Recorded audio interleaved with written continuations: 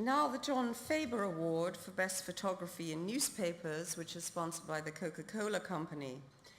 This year, the honor goes to Pete Muller, also of the Associated Press. The subject of his winning photo essay was a trial on mass rape in Congo titled Battling Impunity.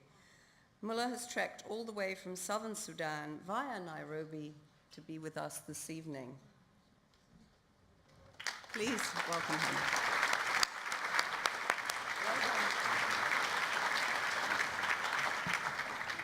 Thank you very much. I can't even begin to describe what an honor it is to be here in front of you all tonight. These images that I made are born of war's quieter moments, in the days and weeks when the guns are largely silent and the focus of the world is directed elsewhere. The series was made, in fact, in the days when Benghazi was erupting in protests marking the start of the Libyan Revolution. As the Arab Spring captivated the world and shattered our notions of entrenched power, I traveled to a remote and largely forgotten corner of eastern Congo where a completely different, almost inverted struggle was underway. In those hauntingly beautiful hills, I encountered a society in the throes of building a system that might help to mitigate the unspeakable violence that defines the land and might bring some degree of recourse to the people who suffered that violence.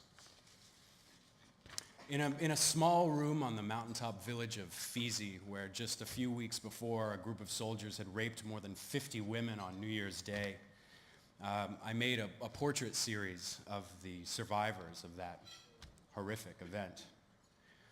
While concealing their identity was essential, they stood before my lens with an unmistakable sense of defiance. They'd been violated and they certainly felt very afraid, but they were by no means defeated.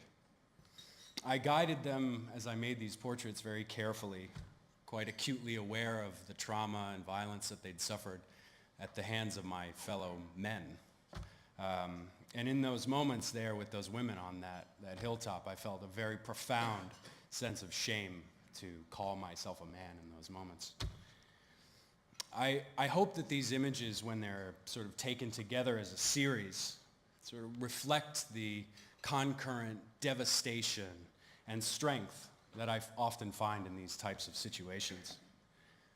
I'm really deeply honored that in a year of such profound human drama and tumult, that the Overseas Press Club selected this series of quieter pictures that really by their nature illustrate what is often a long and very frightening and very arduous path towards establishing justice.